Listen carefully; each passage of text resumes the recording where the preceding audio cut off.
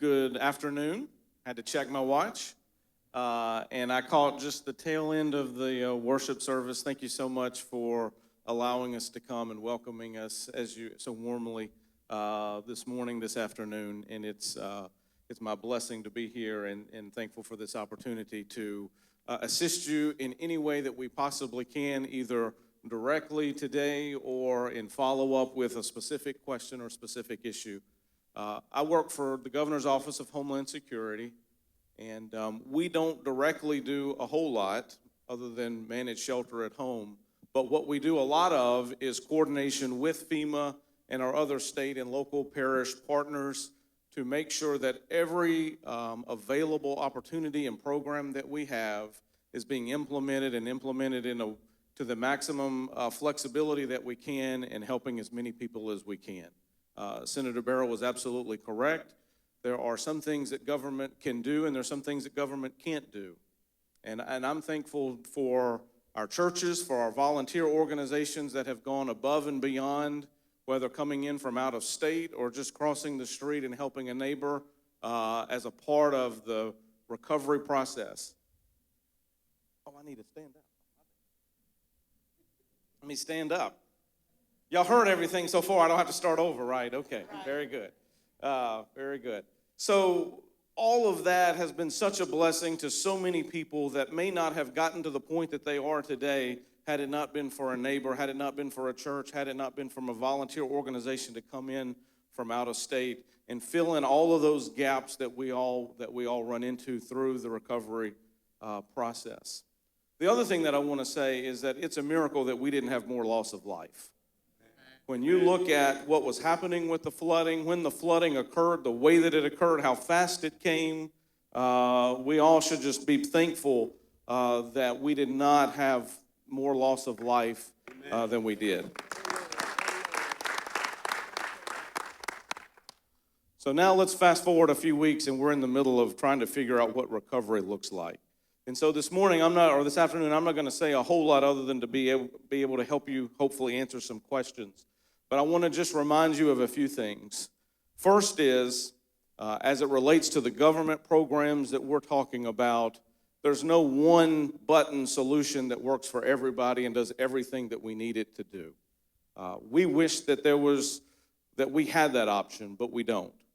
So what ends up happening is it's like putting together the puzzle, and you've got some pieces, and you're trying to figure out what pieces are left to be filled in. And those pieces, unfortunately, may be slightly different from the person that lives next door to you or down the street or across town, because we're all kind of in individual situations. And so that makes this difficult. But you've got to be patient, and you've got to be persistent. You can't stop asking the questions. You can't stop demanding the right answers. You can't stop working on your own behalf and with all of us to make sure that you get all of the opportunities for recovery that you need. And then there are times when you've got to be patient and allow those programs to work. We wish they were faster. We wish that we could just serve everybody at the same time, but that's not always possible. Let me just give you a quick overview of some of those programs. First is you should register with FEMA for individual assistance. Raise your hand if you've registered with FEMA. All right, very good. So register with FEMA. They will come out and inspect. They will go through some documentation pieces with you, and they will send you a letter acknowledging what they can do or what questions that they have. There'll be some opportunity to talk specifically about that. You should consider applying for shelter at home. Shelter at home is not the be-all, end-all. It is not going to make you whole. It is not going to put back what you had, but it can provide an opportunity for someone who is not able to be at home to have a safe sanitary space in their own home so that they can move back home, move back to their own community, let their kids be back in the same school as they figure out what the next step are. It's limited. We need to acknowledge that. We need to have realistic expectations, but it's an option that we should consider, and we have some people here today that can help you with some of those questions as they come up. You should, if you have flood insurance, you should file a claim with your flood insurance company and they should send an adjuster out to your property to walk through what that looks like. Some of you may have only had flood insurance on the structure and not on the contents. Some of you may have had both. Obviously, a good many people in this event, not just in this area, but everywhere, didn't have flood insurance. And so that's one of those things that makes this different for each of us. And then the last thing is that you should talk to SBA. There is nothing in that conversation with SBA about what they can do for you to help fill in the gaps that's going to require you to do anything. But having the conversation with them may open up additional doors and additional opportunities that you need to be aware of. And even if you apply for the loan, and even if they approve you for a loan, you're still in control of how much and when and how that works for you. But it's a conversation that you should have, and you shouldn't just say, well, that's a loan, I don't want a loan. At this point, let's put the options on the table and figure out what works. And then the last thing that I would say is that one of the things that's important at this stage in the process is for you to get your property cleaned out, gutted out, and let it dry out while you figure out what the next stages are. Our governor has made some requests to the president, and the president has forwarded on those requests to Congress. Our congressional delegation is working on our behalf to bring some additional options to the table that are not presently things that we can utilize today.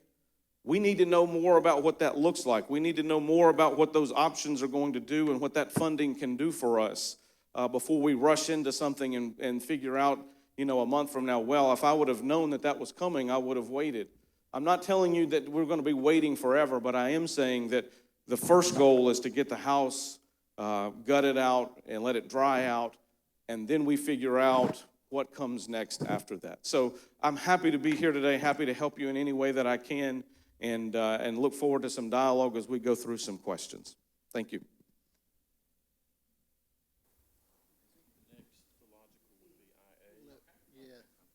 Can you hear me with this?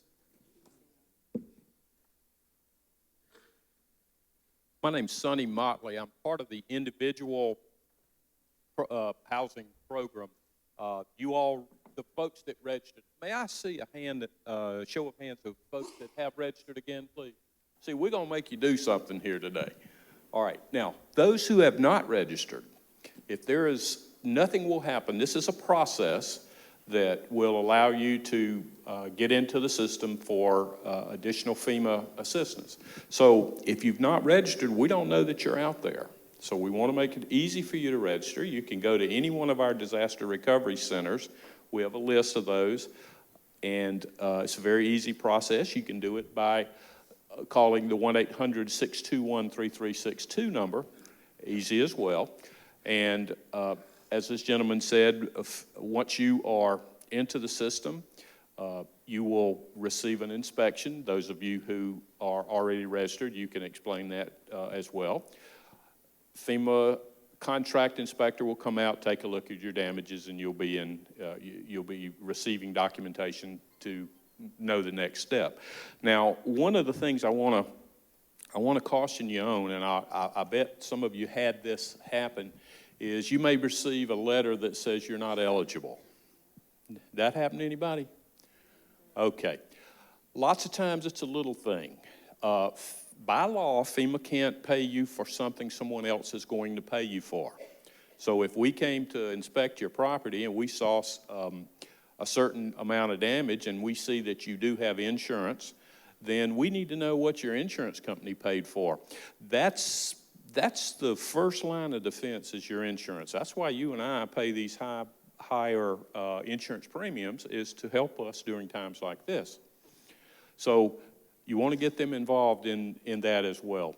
But what would happen, the next logical step, you would visit a disaster recovery center along with that supplement, the answer that the insurance company gives you. We're going to cover this, and this. It's called a settlement letter. You'd bring that to the disaster recovery center, and we would then send that off for you right there. We can fax that off for you right there. And if there are any other items FEMA would consider that we may be able to help you with. You can always appeal.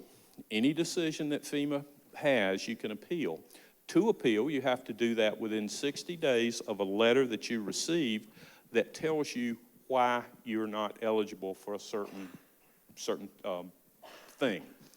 So if you appeal, and we encourage that, you need to provide us documentation that shows why you are appealing.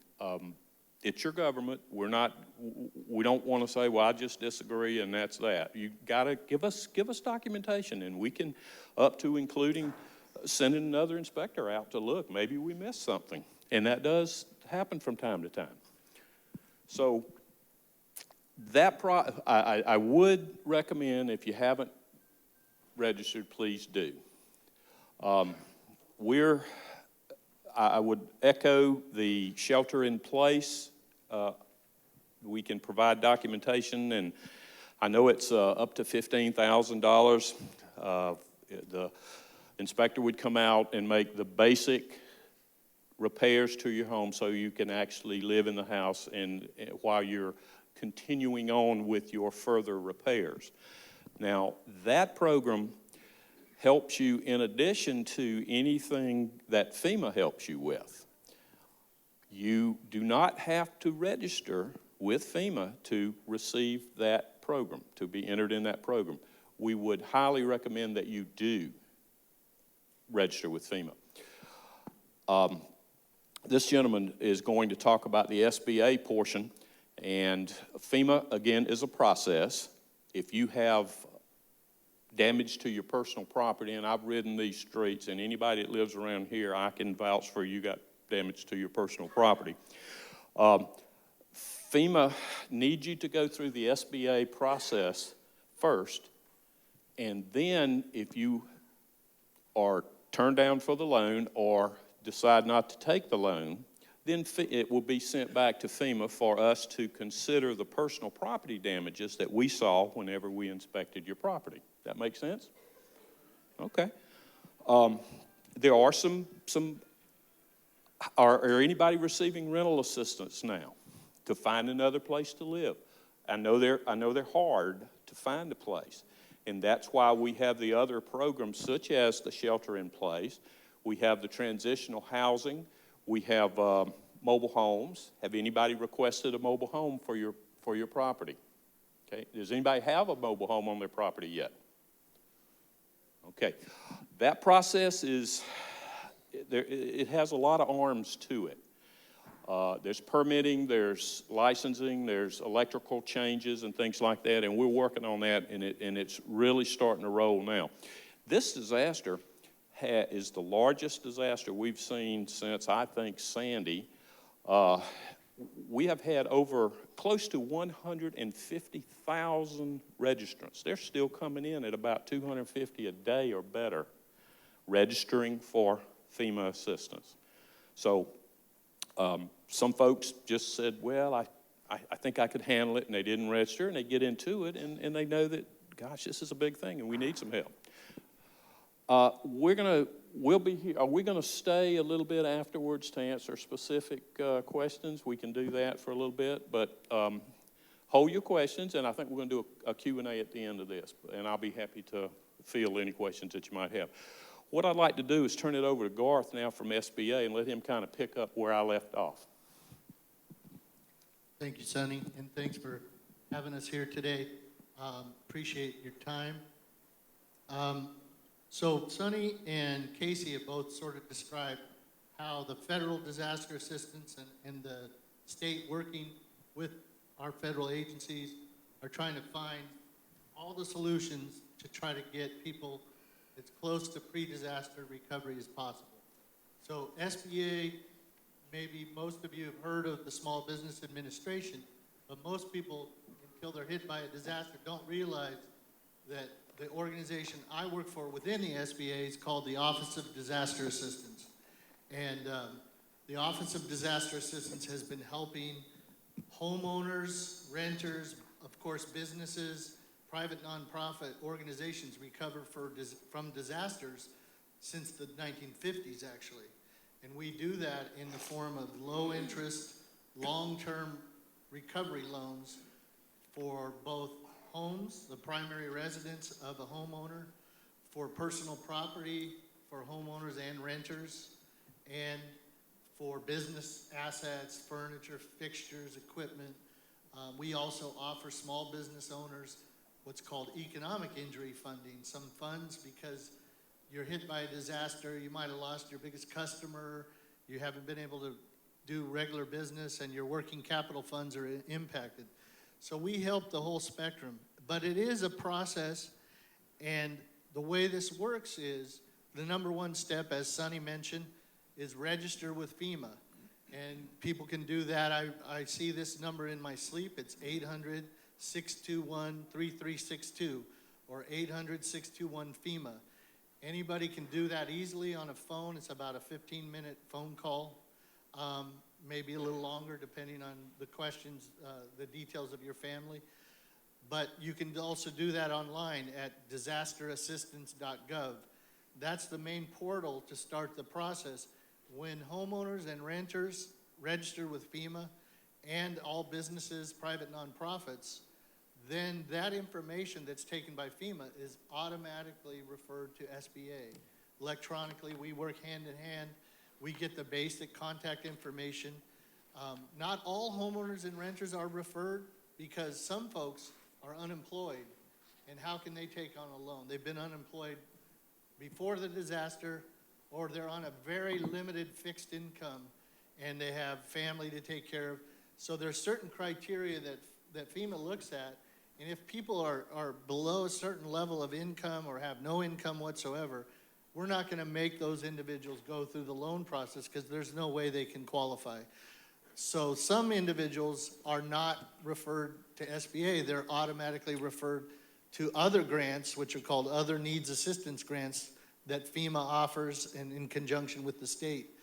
But the vast majority of people, homeowners and renters, and all businesses are referred to SBA. And so we reach out to you individuals that are referred either by phone call, by email, and say, we are trying to help you fill out an application that's the best way possible. And we'll walk you through that process. So at all the recovery centers throughout Louisiana and East Baton Rouge Parish here, there's a number of them. We have our staff there ready to walk you through the application, help you fill it out online right there on the spot, take documents, answer your questions. So we work side by side with FEMA at all the recovery centers. We also have some recovery centers that are called business recovery centers. There may be a few business owners here, sole proprietors or running a company. And we have some business recovery centers that specialize helping a business owner apply because there's a little more paperwork involved. So the one thing that Casey mentioned and also mentioned by Sonny was, okay, insurance is the main protector against a disaster. But a lot of people had no expectation to be flooded here, and there was very little flood insurance comparatively in the communities that were hit. There was homeowners insurance, and this disaster was severe storms and flooding. So there could have been some trees that came down, wind-driven rain that came into your house, and that would be a homeowner policy claim. So you should talk to your homeowner's fire policy and make sure that there's not insurance coverage, even if it's a small amount. But one thing that we can do at SBA is we can get you some funds, low interest loan funds for homeowners and renters. The interest rate is as low as 1.563%. And the vast majority of people fall into that low market rate. Only income may get a higher rate, which is 3.125. It's one of those two. And the vast majority get a rate of 1.563% with a payment that can fit within your budget. It can be up to 30 years. And you control, as Casey mentioned, how much money you accept from us, if any. You apply, there's no cost to apply, there's no obligation to take any funds. It keeps an option open for you. So individuals register with FEMA, they may get some housing rental assistance, they may get some medical equipment funds, or they may have had some emergency needs that FEMA will give some grant money to, like instant repairs to just make something safe for people to deal with in their home. But then you're asked to apply with the SBA, and we'll look at your losses. We send out loss verifiers with our federal badges as well, and they'll try to determine what it will take to get you back to pre-disaster condition. So you filed a claim with your insurance, you've registered with FEMA and maybe got some grant money. You've applied with Shelter at Home program so you can get a safe area in your home, some temporary repairs, so you can be at your home to protect it, to walk through the recovery process. And then you're applying with SBA, and you can take some funds as you want it, as you're ready to start rebuilding. You talk to your local officials, make sure you get the permits that are needed. You're finding out about, whether your home has to be, meet some special requirements due to the flood insurance program, or, depending on how much damage you had. That's a process through your local officials. So it's a step-by-step process, but keep your options open, because even if nobody wants, a lot of people I've been talking to, it feels like you're being forced to borrow money because you were hit by a disaster. I've gotten that, that concern. It just feels like the government is forcing me to take on a loan because I was hit by a disaster. And nobody wants to do that. Nobody expected this, but it is one of the best options that are available to get as close to pre-disaster condition. Under certain circumstances, if you had substantial damage and you have a note on your home, there's provisions within our program that we would look at for those individuals to see if you could put your regular mortgage together with your SBA loan. It's called refinancing. So if you go through the process, if you meet certain criteria, substantial damage, you should talk to your loan officer, which are direct federal employees that work for us. They're not through banks or anything like that. Some individuals use the money from us to relocate out of a flood zone as well, into their community maybe, hopefully somewhere in their same community, but out of a special flood hazard area. Under certain criteria, you can do that as well. So what I really want you to do is keep this option open. There's a deadline approaching of October 13th to register with FEMA, apply with SBA. You might just want money only for your personal property. You think you can get your home repaired, you had a little insurance. You might need a car that was flooded. You might only need $1,000 to repair your car. You control what you take from SBA, and it can be a payment that you can afford, because some people don't have a lot of room in their budget to take on a loan. So you're in control of the process, but keep the option open. Utilize, ultimately, many people are going to get grants from FEMA, might utilize the Shelter at Home program for temporary repairs, may get some insurance money or may not, and they're going to get a loan from us. And then those individuals that can't afford a loan, we're not going to offer a loan to people that are going to be underwater. They're not going to be able to pay the loan, because that's just creating more problems. Those individuals are referred back. If we can't offer a loan for lack of repayment or some issue on your credit and things like that for previous debts, we then refer those individuals back to FEMA, and they may get more grants. So by following our process, those individuals that know they can't accept any loans, they just can't afford it, those individuals are going to be referred back to FEMA and looked at for other grants. So it's all just one step after another to get through this process, and you can do it simultaneously while you're working with your insurance company. It doesn't have to be settled. We can get you some funds to start moving forward. If insurance pays you money for all the things we loaned you for, that money from the insurance can go to pay off your loan with us. And with our loans, there's typically a 5-month deferral period before you have to make payments. So we want you to get moving forward, obviously, and not lose the opportunity. So the only other thing I'll mention is these disaster recovery centers throughout the community are open. There's one down at the end of Airline Boulevard at the big Celtic Media Studio. It's a big, huge air-conditioned building they've offered up, and it's FEMA and a bunch of our people. We're closing loans there. We're helping people ongoingly fill out the application. It's great to have other people from the state. The DMV is there when I was there the other day. There's people from lots of organizations trying to give people help and solutions. And so utilize those while they're open, because you can get that face-to-face help and you just don't feel like you're in it alone.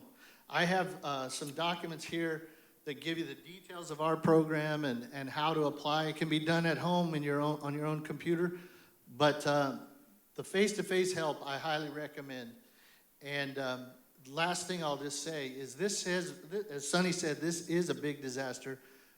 Our loan program, as of this morning, has approved over $580 million of low-interest loans to homeowners and businesses. So we're talking well over $500 million already in a month and a half.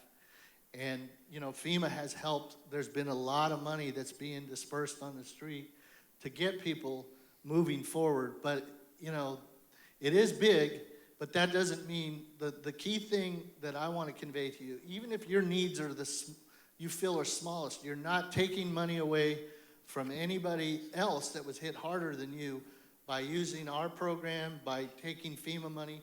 The money is allocated for these disasters. This is a big disaster, so don't not register because you're afraid you're going to take money from somebody that needs it more than you. A lot of people, I've heard that comment, so do not worry about that. There is, whether you borrow $1,000 or get a small grant, it's still going to be money there to help other people that were hit harder. Thank you.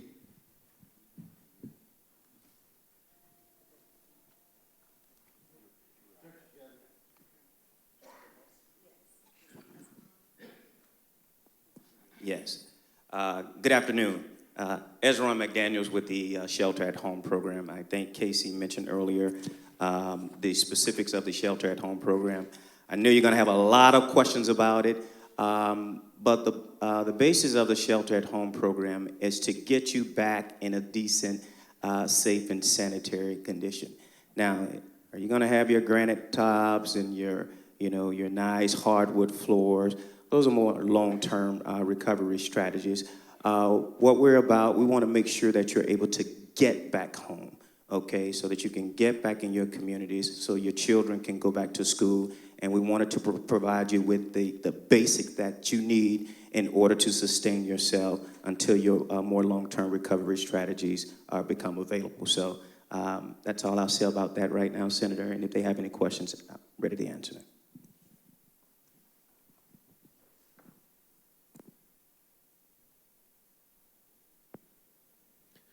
Good afternoon. Hello.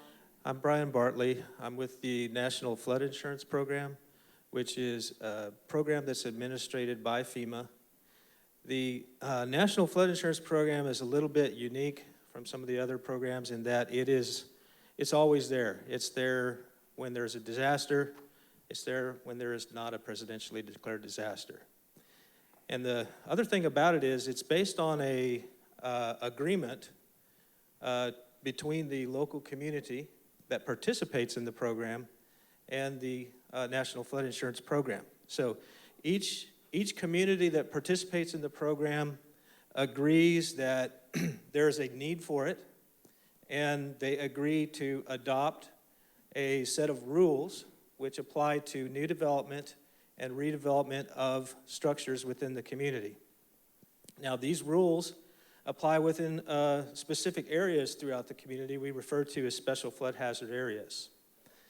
Now, what the community gets in return for that agreement is the ability to have access to the flood insurance program. And what the program provides is for contents coverage on residential, which would include rental units, up to $100,000 of coverage for contents. For structural coverage on residential, it provides up to $250,000 per structure. Now, then there's the commercial part of the program, or non-residential part, which would provide up to $500,000 of coverage for contents and up to $500,000 of coverage for the structure. Now, when there is a disaster, a flood, then there's some things that need to be done as a part of the operation of the program. And so you may have heard from your local officials. Each community has one. We call them a floodplain administrator, that there are permitting requirements. If you happen to be in the special flood hazard area, your community will likely require that you get a permit in order to repair your structure. And they may tell you that your damage hits a certain threshold, which is set by the community, and as such, there's going to be some other requirements. They refer to that as substantial damage. Our gentleman from SBA also referred to that a minute ago. So when that requirement is imposed by the local official, there is an additional benefit on the flood insurance policy as long as you have not exceeded the statutory limit of $250,000 of $30,000 per structure. This $30,000 can be combined with the SBA program. It's not subject to the receipt or lack of receipt of some other benefit. And if there are mitigation programs that the community embarks upon, in many cases they will ask that that $30,000 be included with funds for mitigation. But the mitigation programs are something that will be worked out between the community and the state. The National Flood Insurance Program does not necessarily direct that mitigation. Now, the other thing is if you are told that you have substantial damage, the local official may tell you that before you can recover the structure, you have to meet the current regulations.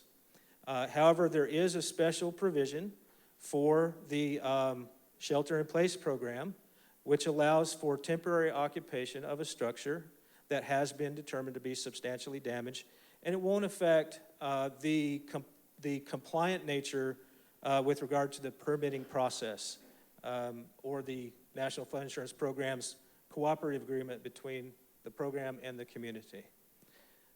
So I've also brought some literature on our program, the coverages available, and some other information about mold and things like that, and help with your claim process and so forth. And I'll be here after for a few minutes to answer any questions you might have. And one final thing, we are in receipt of notice that there will be an extension of time to file your flood insurance claim. Normally, your flood insurance policy requires that you provide a statement of loss within 60 days from the time of the loss. And there has been an extension granted of 60 days. Now, I would like to encourage you not to use that extension unnecessarily. If you have the ability to go ahead and do your statement of loss, go ahead and do that. Get the funds going so that you can begin your recovery. That does not prevent you from claiming additional damages which may be discovered in the process of recovering your structure. You can go ahead and file for those additional damages against your flood insurance policy if they were not foreseen at the time the initial statement of loss was made. Okay, great. Awesome. So we appreciate that, and now we will take questions and answers. So this is what I'm going to do. I'm going to see if I can take one more mic and see if I can get someone to help me to do the Q&A. Okay, this is Julie Harris from AECOM, and her friend or colleague here is Ezron, is from Shelter at Home program. So we have one question right here. And before we take that question, I do want to say that if you still need to have your home gutted, please let us know at the end of the meeting. I have two young ladies that are in the back, and we can take your information. But we do have AmeriCorps here, and they are actually helping to help individuals to still gut their homes. And if you have or you need to file an appeal, or if the paperwork just seems to be really just oversome or cumbersome for you, we do have the DRC centers, but we also have Southern University that's assisting individuals with that. Okay, so yes, ma'am. How y'all doing today? Thank y'all for coming. My name is Helen Christopher, my husband also, Derek Christopher. I live off of 3565 Green Tree Drive. This was my whole subdivision. I was on a cruise. I left on the 7th, came back on the 14th. He was like, "What you gonna do?" I said, "I'm going to see the house." He said, "You're gonna drown." I had no idea. They wouldn't let me through. I got a boat, and I went through, and this is the pictures I received. I took. He could tell you I didn't have any clothes, anything, because we wasn't at home. We couldn't save anything. Insurance, we have that. $132,000. I have my statement of loss. I have my thing that says I have $175,000 damage after the $5,000 deductible. Personal property of $40,000. We have $70,000 personal property after the $5,000 deductible. Have my substantial letter. Applied for SBA. Applied with FEMA. There's no one to tell us what to do with our house. I have flood certificate saying the base flood was 49. My house sit on a slab. They saying go 1 foot above base flood, and that's all they told us at the permit office. They're not telling us when we can start or what we really have to do. I also contacted an elevation company that lift the homes. A 2-year process, possibly, to lift the home on the slab. Could cost up to $200,000. Our house is 2790 square feet. Could cost up. What are we supposed to do? Where do we go from here? Besides this meeting, and we did every process, what are we supposed to do next? Can anybody help me?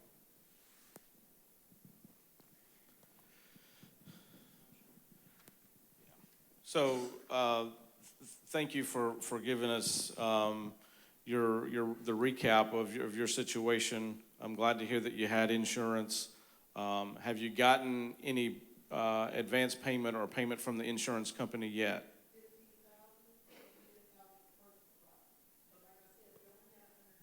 Mm-hmm. Mm-hmm.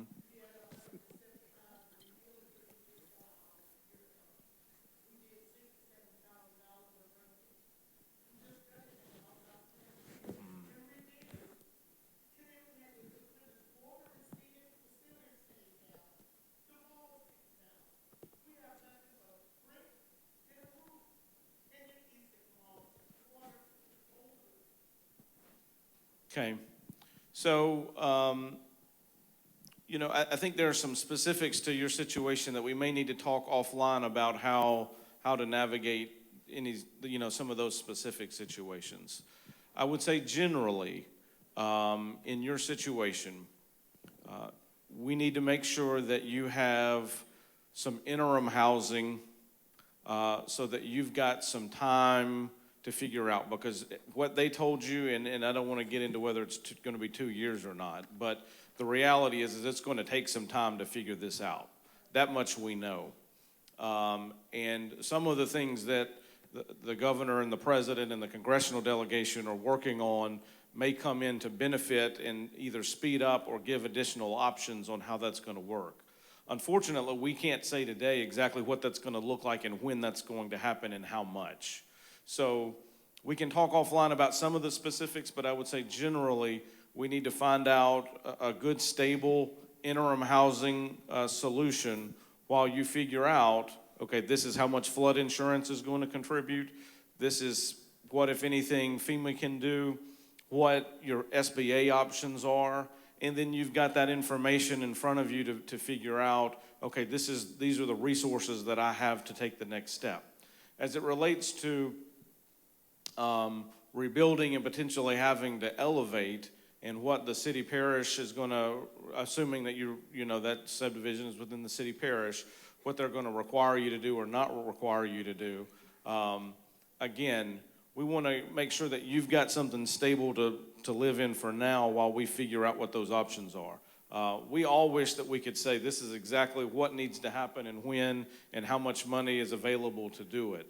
But again, individual situations may vary, and I want to talk to you offline about making sure that we've got that you've got the right information to be able to understand what your options are as you move forward. And certainly all of us, I know that I speak for everybody, it's certainly sad to hear the specifics of your situation as we know that that probably is a story that's, and to some extent, shared by almost everybody here.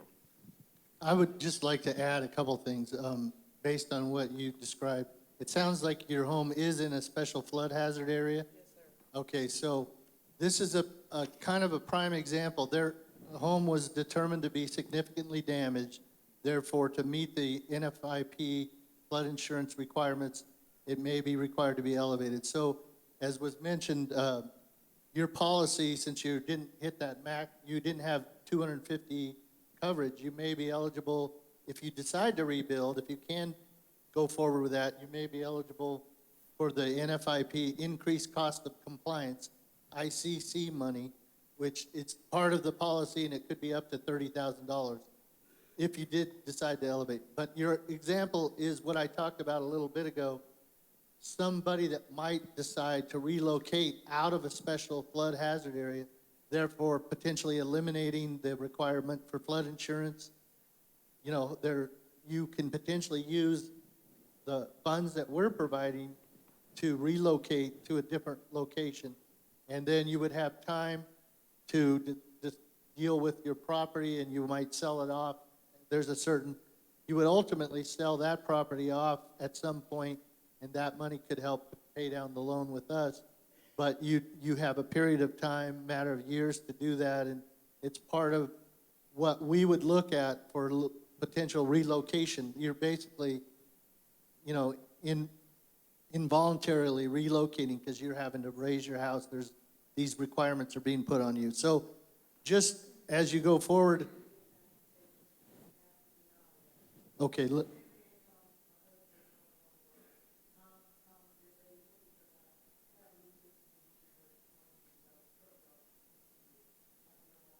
Okay, so every letter from SBA, one thing I will mention to the group is that if you do get initially denied and things like that, there is a period of time, you have 6 months for reconsideration, but like Casey mentioned, your individual case has a lot of moving parts, and I'll talk to you a little bit afterwards too. Thank you.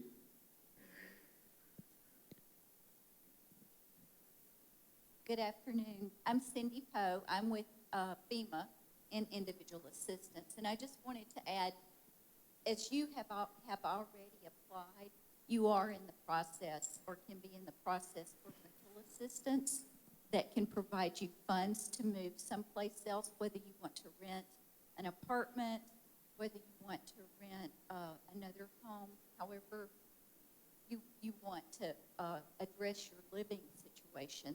And then there's the mobile home program that might be the mobile home program that might be helpful to you.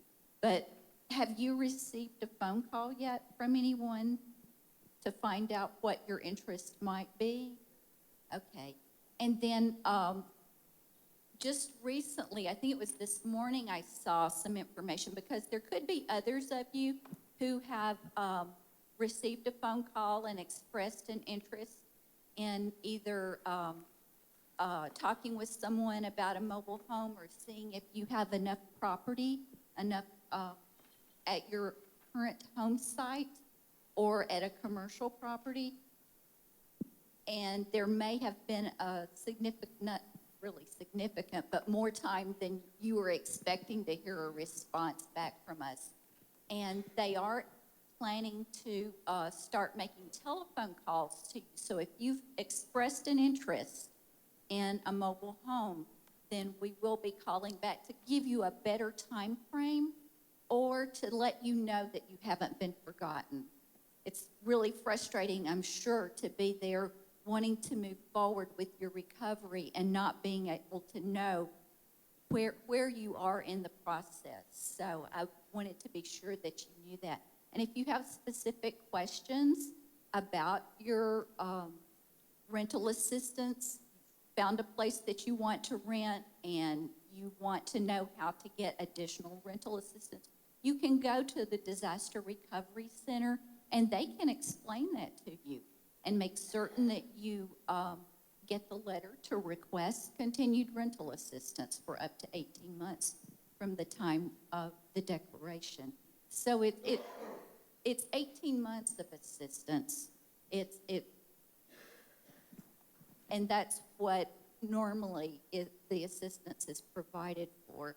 So that would give you some time to be able to figure out what you want to do with your home and to be able to move forward with that and feel comfortable that you're going to have a place to stay.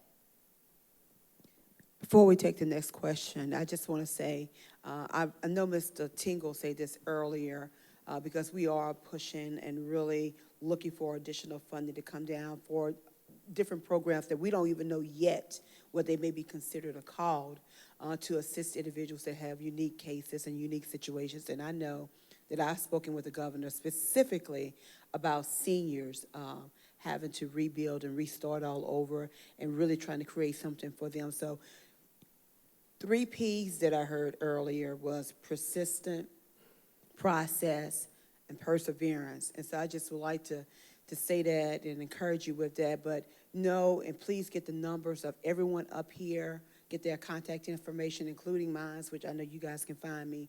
But we are here for the long haul to help you through the entire process. So next question, right here.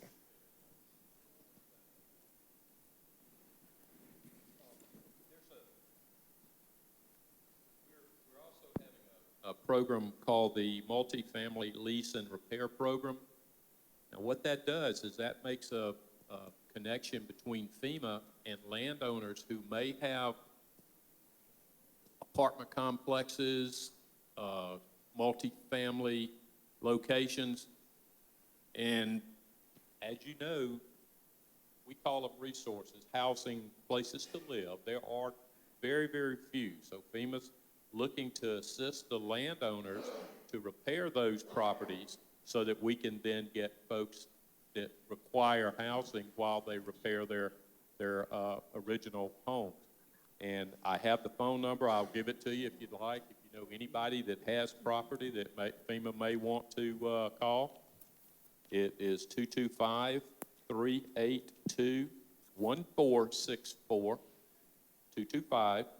225-382-1464, and it's called the Multifamily Lease and Repair Program, and they can give you the details on that. I have a mic. My question is directed to the shelter at home. I received a phone call on Thursday night, and he said he'll be at my house on Friday, and I explained to the guy, I said, well, we're not going to be there on Friday because the notice is short, and we already had other plans. And on top of that, I told him, I said, we just finished gutting the house. They still have mold and everything in the house.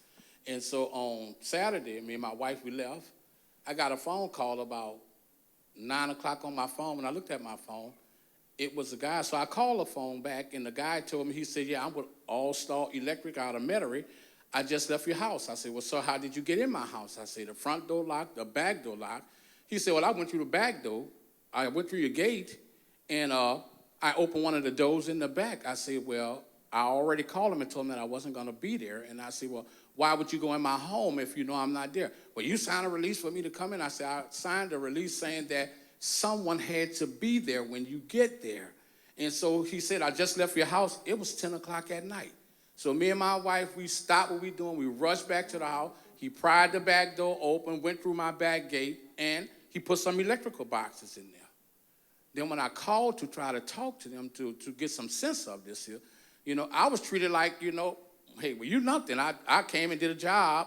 You get with the people with the construction company. I said, well, okay, then. Just so happened, Senator came by, and I explained that situation to her. Not only did I feel violated because I have a wife, and we still haven't gotten everything out of the house, and I'm very disgusted because he did that to me, and he didn't give me any respect as a homeowner, and he just barged in my house like that, you know. And so now he's calling me every day talking about, do you want me to bring a door? No, I don't want you to bring a door. Actually, I don't want you nowhere around my house because you open my house for burglars to come in. And in Park Forest, we have people that's preying on people that's been through this disaster. And I go home, find my back gate open. My house is wide open. So I might sound a little frustrated right now because I am. And it's my job to protect not only my home, but to protect my wife. She don't even want to go in the house because she's thinking somebody in the house. You know, And so now he calling me, telling me he's going to come back out tomorrow. I said, well, we need to talk to somebody because I don't want you at my house at all because you broke in my house. And that's my concern. Thank you so much. We certainly apologize for this issue. I believe I actually spoke to you myself, Ezron, working through Senator Barrow's office as well. And I will let you know that's unacceptable. That's unacceptable under the program. As you can imagine, we're dealing with a little over 115 contractors. So we have 9 general contractors, and of course, there are many, many subcontractors under those general contractors doing work.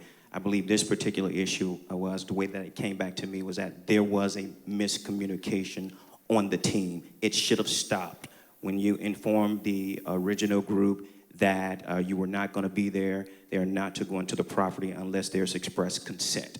So I don't want to give the impression that we are to enter your homes without you being there or without your consent. That's what the legal right of entry form is for, but it does not give just it does not give us the legal process to go in your home when you're not available. So particular to that, I apologize for that. And that will not. We are putting precautions in place to make sure that that does not happen to anyone that signs up under the Shelter at Home program. This program is designed to give you immediate assistance so that you can get back into your properties. We want to do it right. We are there for the communities, and we're going to make sure that those precautions are in place to do so to protect you and your families. And along those lines, Mr. McDaniels, if that does happen to someone, I know that you're taking every precaution, and I know that the governor has made it very clear that he wants this program to be successful, and they're evaluating it daily. But if it does happen, what should someone do? What should be the next steps? Because just so happened, I just happened to come here, and he shared it with me, and I was able to give you guys a call. But what number do they call, or who do they contact? Absolutely. You can call the regular number. Let me give it to you here, 1-800-927-0216. And there's an option 3 there to respond with any complaints that you may have. And I guarantee you, we will get back with you. We want this process to be as fluid as possible. Again, that number is 1-800-927-0216. Press option 3. And we will make sure that we address your concerns to the extent that we can. Thank you. There's a question over here. Good afternoon. I know everyone is very, very anxious to get back into their home, but I don't think a lot of people realize how contaminated Category 3 flood water is. I know someone who has a pig farm in their not in their backyard, but a pig farm is close to their home. I know a lot of people who live in the same neighborhood with plants. We even saw on the news where they had caskets floating in the water. So this water is very, very, very contaminated. So let's say someone wanted to sell in the future, or they wanted to be assured that their home is contaminant-free. Is there a certificate, or is there some type of documentation that homeowners need before they start rebuilding to make sure that their home is contaminant-free? And when they do decide to sell, that they can provide those documents at the closing table when they get ready to sell? Because I know everybody is anxious, but this is a process. This is not a typical construction project. This is a disaster recovery project. So I don't know if there's documents, maybe certificates or a bill of health certificates that people need to get before they start back rebuilding, because there's other contaminants besides mold that you can't see with the human eye. So I don't know if there's.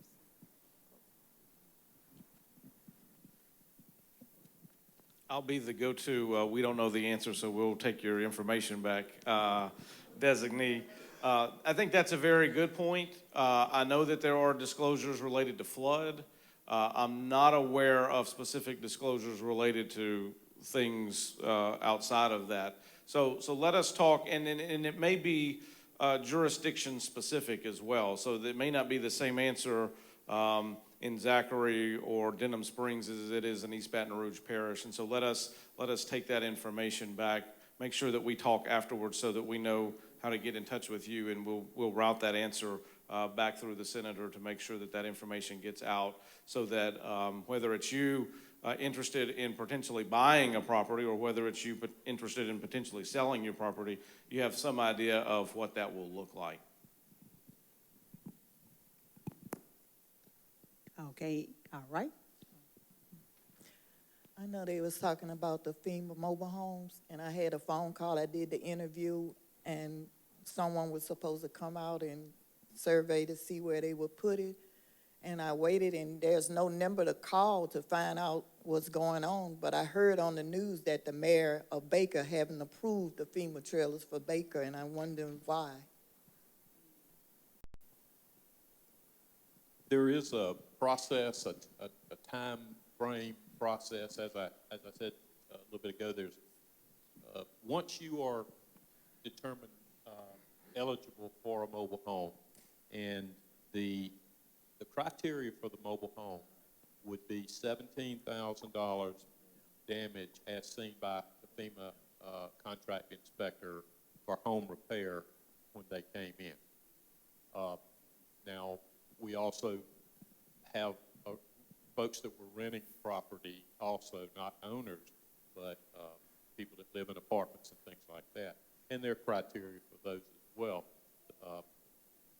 A renter has no property to place a mobile home on, so they would be offered a commercial site to go to. I'm gonna get to the question, but I've been wanting to say this as well.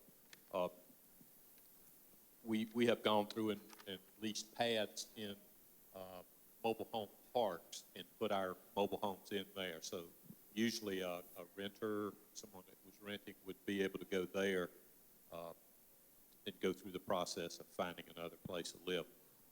Ma'am, there's a timing issue from the time that you or anyone is determined eligible.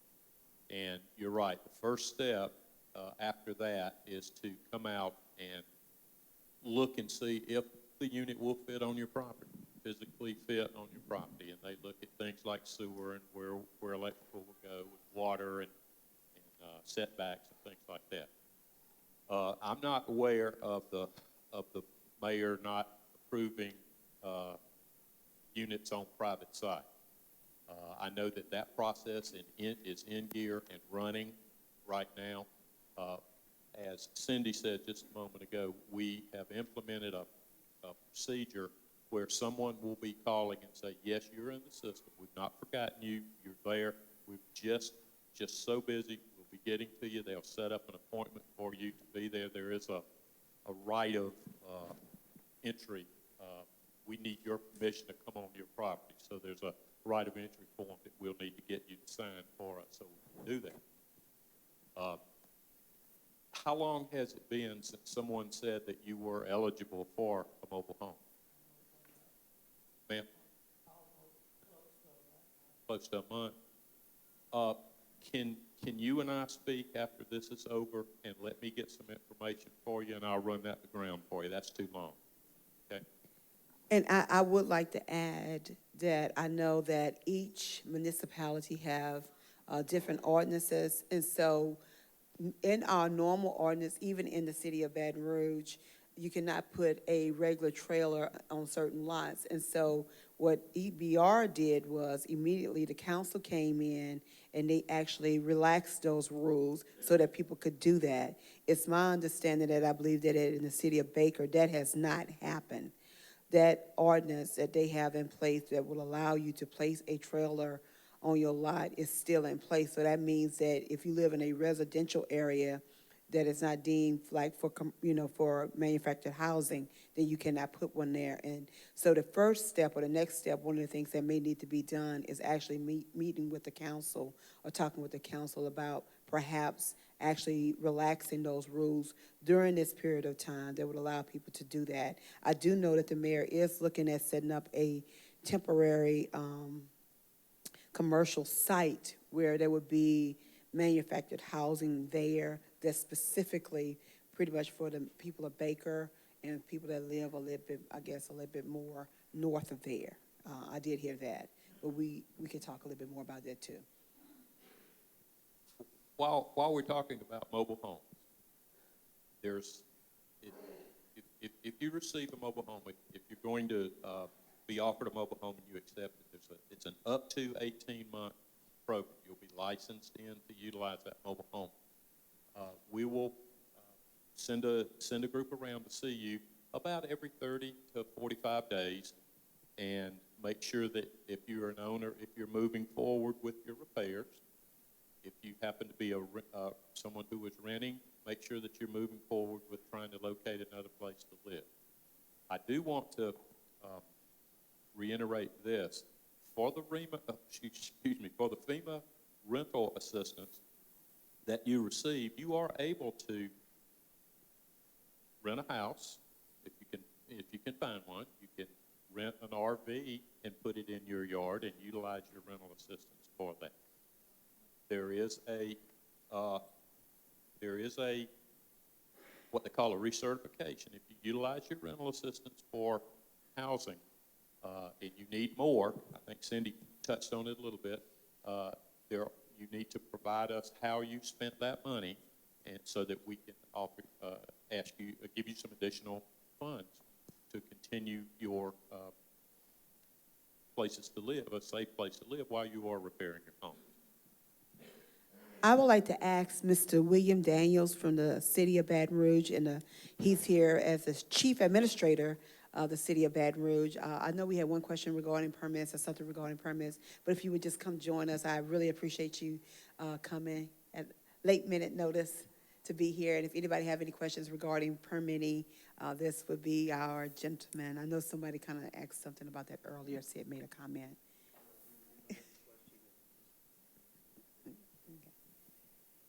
Any more questions? I know I saw a hand. Oh, okay. Okay. So you did, sorry. Okay, my question is, if you apply for the mobile home, can you as well apply for the shelter in home? Okay. Let me answer that. Basically, when we talk about interim housing, which means the housing that's going to be for the next 3 months or 6 months or a year as we figure out where we go from where we are today to where we need to be, there are basically at this point, three main options. The first is the rental assistance that FEMA provides, and most of you that got it already received the initial 2 months, and then what we were just talking about was in order to receive another month's allocation of that, you would have to show the receipts or the documentation that support that you spent the first 2 months either on a deposit and a first month's rent or 2 months' rent or something like that. In order to keep receiving that moving forward, you would have to be able to find a rental resource that works for you. We know just from attending these meetings and talking to people in the area that the flexibility on leasing terms and finding something that's month to month or something that works for you is very difficult. Most of the rental resources are not very in close proximity or near the impacted area. So a lot of those are on the other side of Baton Rouge or in another part of town. So that makes transportation and all of those things more difficult. So that's the first option, but as I just said, there's some limitations to that option, obviously. The second thing is shelter at home. And for those homes that shelter at home works for, and those families that shelter at home works for, to be able to create with a minimal amount of work, understanding that it's not going to fix and put things back the way that it was, allow somebody to move back into their own house and have a functioning kitchen, a functioning restroom and living space, or the manufactured housing unit. And so those last two, shelter at home and manufactured housing unit, are really designed to be either or.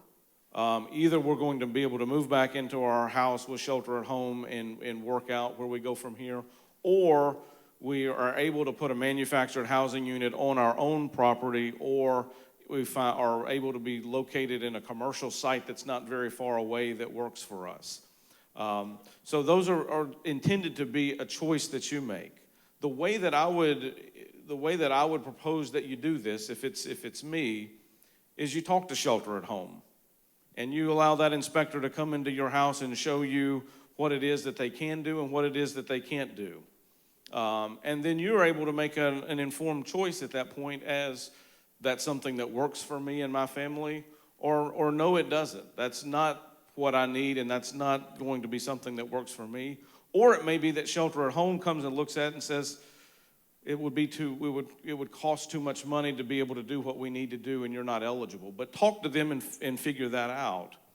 And then when FEMA calls and talks to you about, hey, here's some rental resources, and they make that call to you, and you would tell them, no, I'm not able to find rental resources that work for me because it's too far away, or it's too expensive, or the lease terms are terms that don't work for me. I'm interested in a manufactured housing unit. I would say leave both options open, and then as you get to that point, figure out which decision makes the most sense for me. If I can get the manufactured housing unit on my own property, that may be better than Shelter at Home. But not everybody's going to have that option. In some people's instance, Shelter at Home is going to be a great solution because there wasn't a great deal of damage, or it was a 2-story house and the second story was not impacted. And so just getting the kitchen back working really allows you to have some stability. That's part of what makes this difficult, is there are options to choose from. But what we want to do is make sure that you get the right information so that you're able to make the informed decisions that work best for you and your family. Does that help? Okay. Hi, thank you. You've answered basically 2 of my 3 questions, but speaking back to the Shelter at Home, I'm helping my elderly neighbor. We did get Volunteers of America to come in and gut the home. I did get a phone call on Friday stating that they'll come to inspect to see what they can do. My question is, with the $15,000 worth of renovations, some of the contractors I've been hearing are rumored that one contractor may be raising the price more. So as one contractor will do more, if I get this particular contractor, I may not get as more. I'm just wanting to know within that $15,000, what should I be able to see them do for him? Like, will it include like mold treatment, cabinetry, flooring, sheetrock? I know you said one room to live in, but how much, Thank you for that question. Just to go back to the pricing, I do know that I need to hear more about that. Pricing should have been standardized.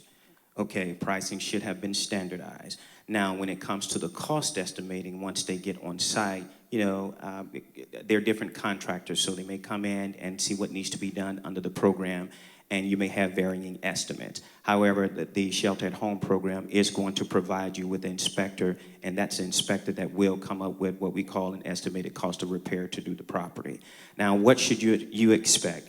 It doesn't necessarily confine you to one room. Okay, so that inspector is going to do a full evaluation of the property, just to make sure you have working outlets, look at your plumbing.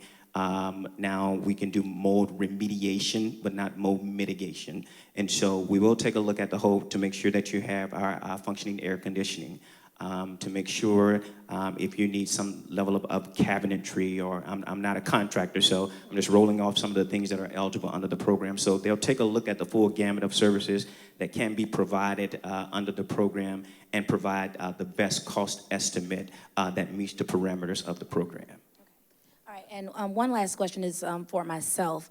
I was initially denied by FEMA. All of my neighbors except me lost everything. I was just considered, I lost my car, and there was very minimum, with buckling of the floors. I was initially denied by FEMA. I really didn't fight it, looking at the circumstance of everybody else who needed it, because they came out very quickly.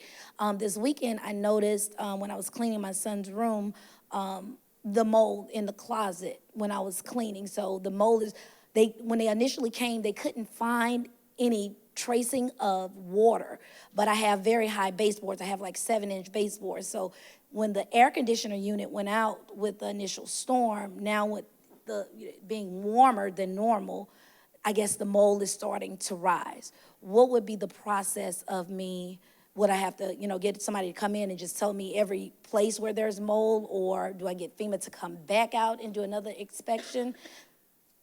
Now, I can't speak for FEMA, but I can speak for Shelter at Home. Let me get your information. Have they done the initial inspection yet on your FEMA- property? For FEMA, yes. On Shelter at Home? Shelter at Home is for my neighbor, yes, Okay, that was okay. taken care of. Gotcha. I can't speak on behalf of FEMA. Do we have a better answer as it relates to that?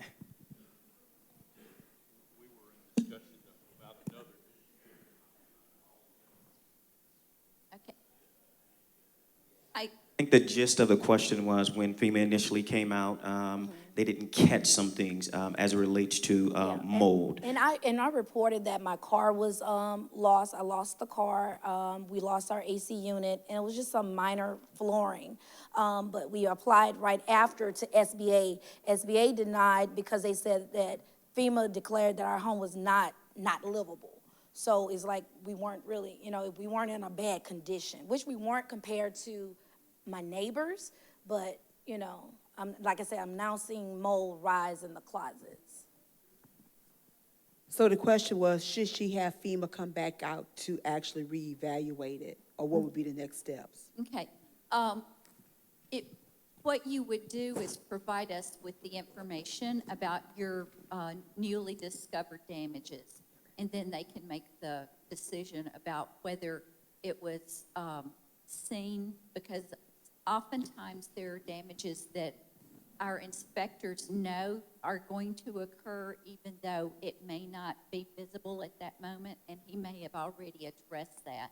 So I don't want to say it's done, but be sure and let us know. If you want to give me your information at the end of the meeting, we can check with your file and give you a call back. Or you can call the FEMA 800 number or visit the Recovery Center, and they can talk with you about that. Okay, thank you. The one last thing that I would add is that if it sounds like, and I don't know what the current situation is, but it sounds like it's a problem that's going to get worse if we don't do something now in terms of getting some of that wet material out and let it dry out, because we don't want the mold to continue to get worse. You don't want mold in the walls. And so if you need assistance with mucking out and locating and finding out where that damage actually is, then let's talk afterwards so that we make sure we get you some help to get, let's get things safe while we're figuring out where the money may come from. I have a question on Shelter and Home program. If you have a contract already and you send your contract out there and we sign off, do we sign off on that $15,000 to get it?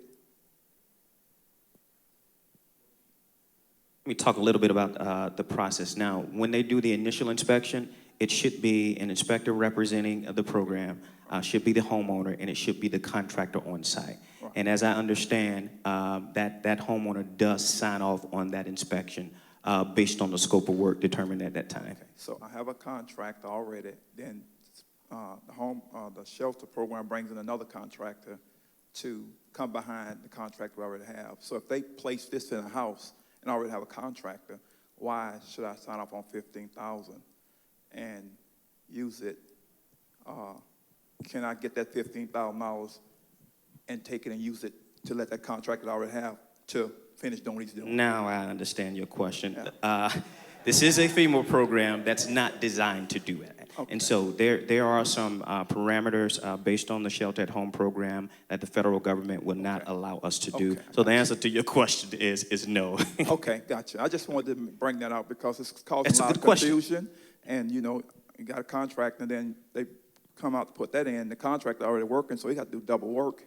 And so I was, trying to see if sign the 15, give it to us, let us finish bringing that contractor, and to let him finish doing the work. If you're going to get the $15,000, I'm just throwing it out there. I know y'all have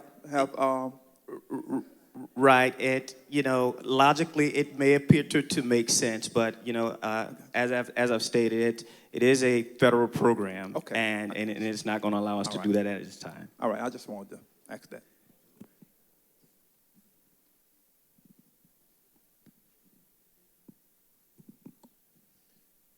I just want to ask this here. I was told that FEMA would come out and inspect your house and make sure that it was mold-free.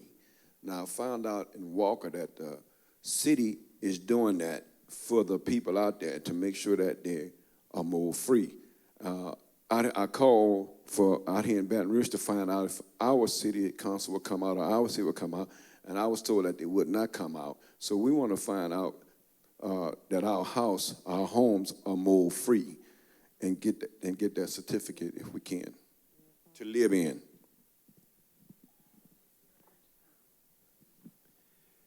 Yes, if you are ready to do some work in your house and you need a permit to come out and do that, we will then come out and inspect and look for mold as part of that process. We just don't have enough people to send everybody to every home in Baton Rouge and start looking for mold. But when you get started and you're ready, and our people, well, have you applied for a permit? If you've applied for a permit, we have moisture meters. We'll come out and test for moisture for you. Okay, thank you. Follow up? Oh, okay. Yes, ma'am.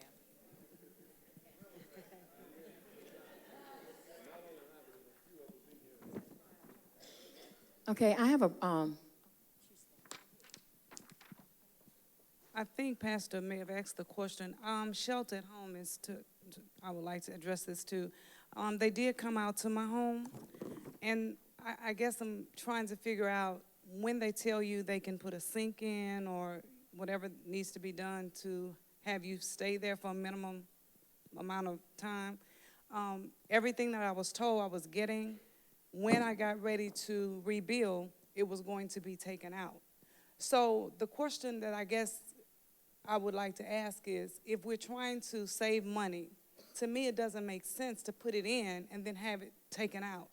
So if you're going to put it in, let that be part of that money that's going to be able to be a stability in your home. Is there something that you can kind of help me out? I just don't understand it. A lot of questions along that line, and it certainly makes sense. You know, you would want the contractors, if you already have a contractor, to dovetail with our contractor. Unfortunately, those processes are mutually exclusive. And the program right now, as it is designed, is not set up for that. And so I can understand where it can appear to be a waste of resources, but the idea of the program is to make sure that it is an option to get you back in your property. I know that may not be the best answer or answer your question, but I'm answering it to the best of my ability based on the federal parameters. She has a follow-up?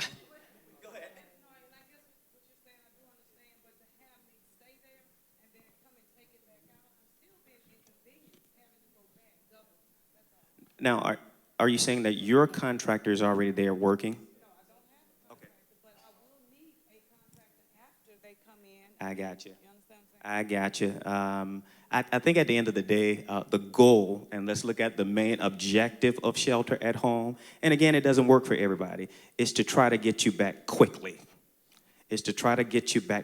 Now, that's not to say there aren't going to be some inconveniences, because I hear you. You may have to leave when your long-term repairs come, you get your contractor in there, or some other assistance comes down the line. I'm sure you're probably going to have to move out of that property, but the design of this program is to get you back immediately.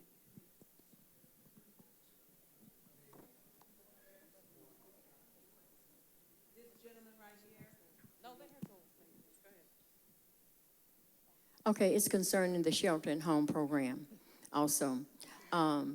I'm one of the coordinators here at IFA, the liaison between the offices, the disaster officers and the members here. And feedback from me and pictures is that some of the material that's being used is substandard material. Now, I saw a picture where there was a piece of sheet rock put up with footprints all over it. Then bathroom commode was used that was already there, that dirty and already, and I was told that all they was going to do is put a wax ring around it. Okay? You're supposed to make sure that everything is clean, sanitized, you know, for me to be livable.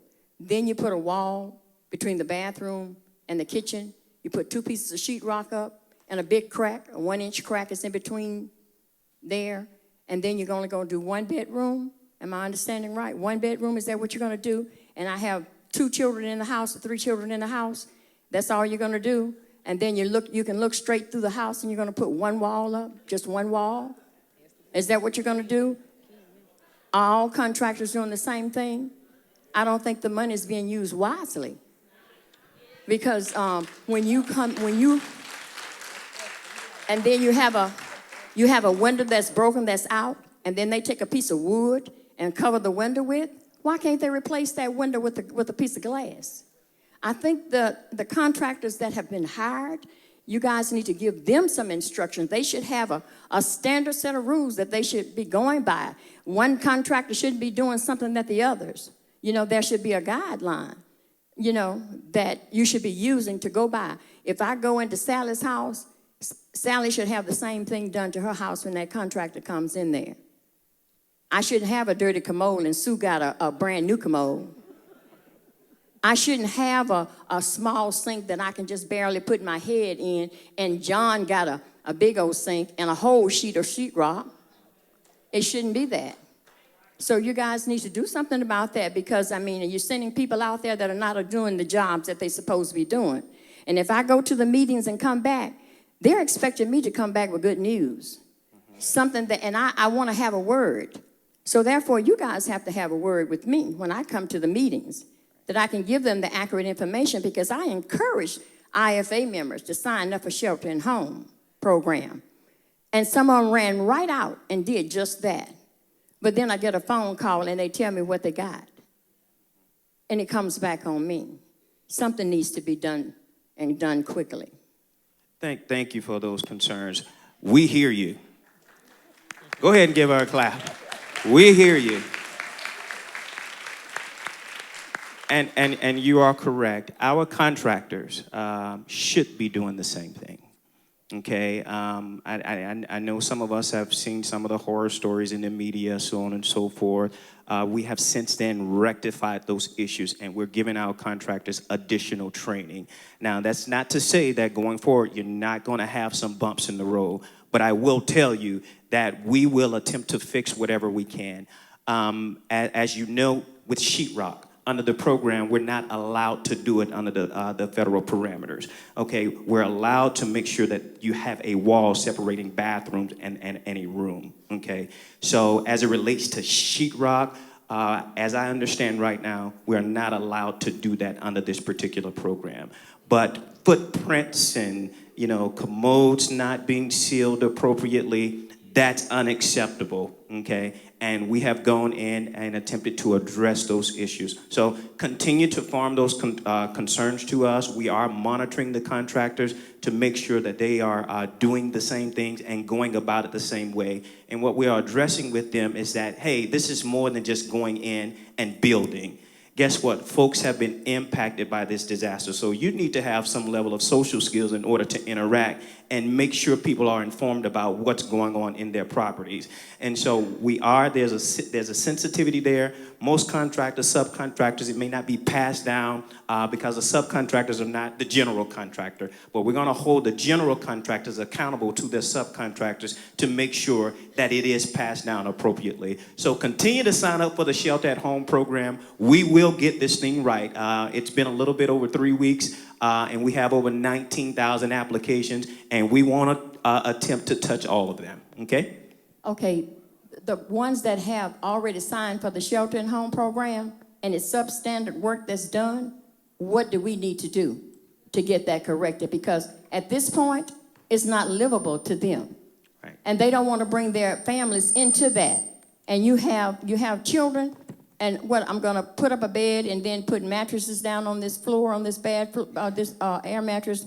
They can only do 1 bedroom. And I got 3 or 4 children, so everybody's going to pile up in their 1 room, huh? And then there are no walls in the rest of the house. Right. There's just 1 wall in the room, no closure at all. Bathroom has a door on it. So can they say, well, I don't want this. You've done the work. I don't want this. Is this going to be held against me? No, ma'am, it should not. Again, the contractors, their job is to go in and do a full evaluation of the property. Now, and it's not just limited to one room, but there are some guiding parameters. But if there is shoddy work going on, here, take down this number, call us. We will get the contractor to come back out along with our inspection staff to make sure that it is done appropriately. That's 1-800-927-0216. And again, Casey just mentioned to me, remember, each one of these properties must have a final inspection, okay? Must have a final inspection. What you've possibly seen in the news, those would not have passed final inspection. And so we want to make sure that we are clear that once that work is completed, we want to make sure that the toilets are there, the electrical outlets, they will not pass final inspection unless it's done up to code. That is 1-800-927-0216.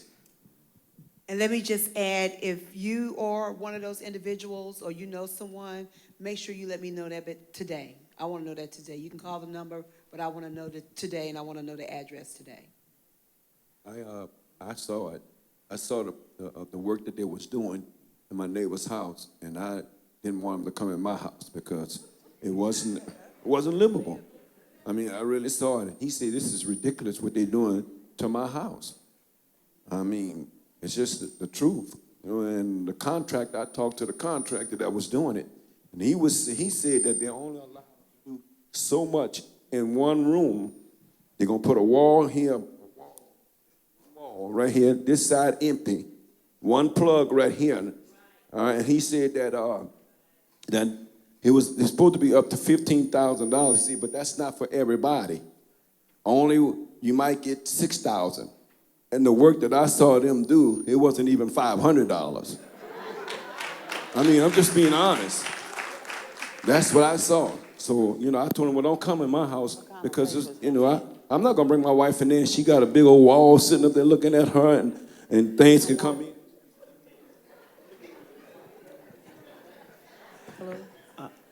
Understood. Point well taken. But what I will say, getting back to the intent, we want to make sure that we keep in our minds the intent of the program. And so it is a temporary solution. It's not for everybody. If it's shoddy work, we don't want that. That's one thing. But our job as well is to manage expectations. This is not the all end all. This is to jumpstart the process until we have more long-term recovery options available. Yes, me and my husband got here a little late, so I don't know if y'all answered this question already, but my house is located off of Greenwood Spring Road. It's Green Tree. A lot of the homes receive 8 to 9 feet of water. My house was one of them. They were saying that they were going to raise the house or FEMA coming in to buy us out. I want to know what kind of direction can I take? Are y'all coming in to buy the whole area out right there? Or what's happening? I need to know what to do. Should I start redoing things in my house or sell my house? I just needed some direction. So I think this is a similar conversation that we had earlier, right? Y'all in the same general area? That's what it sounded like. Okay. So let me just try to make this as short and quick as I can. If the city parish comes and reviews your house and declares that you're substantially damaged and gives you a letter saying that this property is substantially damaged, and most of the houses in the area have already received that. Okay, you haven't gotten yours yet? Okay, so that's something still to come. In terms of where we are today, it's going to be some time before the programs that could potentially mitigate, either through elevation or acquisition of a property, come online, and that we figure out what money we have today, what money we may additionally receive from Congress. So the first step is to clean out the house and get it dry, and then the second step is to find an interim housing solution, either through shelter at home or manufactured housing unit or rental resources, so that you've got some time to evaluate what your options are. What monies did you receive from either insurance or FEMA or potentially SBA? And then if you're going to be required to elevate then that would be something that you would talk to the Mayor's Office of Homeland Security about. They're maintaining a list, and I can get your information afterwards and connect you with them. And then what will happen is once we find out what funding is available, we'll talk to the parish and work through their list of how we're going to work through that. But unfortunately, a lot of that is yet to be figured out. And so right now the goal is get the house cleaned out and dry and find an interim housing solution so that you have some time to evaluate what those options are. I wish that we had a more clear and direct answer to that, but we're waiting to figure some things out with funding from Congress and other places. Yes, hi. I had FEMA, I have an issue with the FEMA representative that came into my home. I had a FEMA representative that came into my home. He was supposedly be a licensed contractor. He didn't have a tape measure, a beam to measure anything into the home. He stayed in my home maybe 5 minutes. I had a sewer backup in all 3 of my bathrooms, in my washroom, hallway, and the kitchen, under the kitchen cabinets, and throughout the whole area. This guy came in, he stayed in possibly 5 minutes, and he left. I was denied because they said that I had chosen that I had flood insurance, so I had to go in and send in all my documents and information to establish that I did not have flood insurance at that particular time. So they granted me $1,400 to repair my kitchen cabinets, bathrooms, and my vanity and my master bedroom closet. I contacted DPW. They came out with a contractor that also went through the whole process. This guy must have stayed in maybe an hour and a half measuring everything and the damages within my home. And then the homeowner's insurance personnel, they sent out somebody to do the same thing. Their determination came up to $15,000 to $17,000 when FEMA granted me $1,400 and something dollars. What do I do? Go back and appeal and send in my contractor information from DPW and the homeowner's insurance? Yes, ma'am. Yes, ma'am. Appeal, if you ever disagree with anything FEMA comes up with. Now, our contractors look at flood-related damage. What did the flood for this disaster cause in your home? I'm not a contractor, so I don't know what he or she saw when they came in. However, you disagree with it, obviously, yes, and you've done the right thing. The next step would be to get your contractor, their estimates, and visit our disaster recovery center, bring those things in with them. Let us send that to FEMA for you so that we can then compare the two. And then if there has to be another inspection, then we'll send out a second inspector to look at that.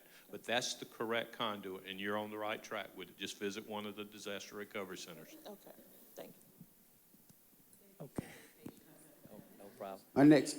My question is in reference to the shelter at home and the manufactured home. My property was substantially damaged.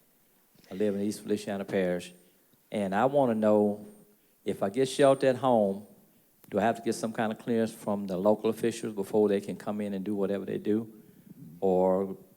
And I'm in a flood zone, so can I have shelter at home in a flood zone? That's my question, and because our local officials, thank God none of them are here, they're a little on the wacky side. Maybe, okay, well, I'm saying it like this because they have given us a hard time in the past, and I don't expect any different thing to happen with this situation. So I just want to be clear. So once we get this stuff in place, I don't want local officials to come out and say, well, hey, you didn't contact me about this, you didn't do this, you didn't do this. So I want to be upfront. I want to make sure everything is right before I accept shelter at home or accept a mobile home. Shelter at home, yes, you will be eligible for the program with no problems. Okay, now with the mobile home, still with being in the flood area, I'll still be eligible for the mobile home. Yes, you would be eligible, but the local officials still have permitting rules that are going to apply to the manufactured housing unit, and that may depend, they may have some specific rules depending on where the site is. So let's say that your own property is within the town of Clinton, perhaps, but the manufactured housing unit can't go there. It needs to go, somewhere outside and maybe in the parish. And so those local officials are gonna have some guidelines on, and FEMA works directly with them in terms of installation, but there are a few steps to go through. That's what makes manufactured housing units take a little bit longer to come online. But generally, the only places that they're prohibited are within a floodway, which means just right next to where a river would flow, or a coastal zone. We don't have that issue to deal with. But there are some local permitting steps that have to be taken. Okay, one last question. On the surveying, I know in our parish, we are asked to pay for a surveyor to come out to get a flood certificate. Is that something that's normal, or how does that work? Specific to that, so they've given you the letter saying your property is substantially damaged. Correct. Okay, so do you have flood insurance? Yes. So I would, before I go, what they're, I think, asking you to do is to provide an elevation certificate for the property. Correct. And the surveyor would go do that elevation certificate. I would talk to my flood insurance company first.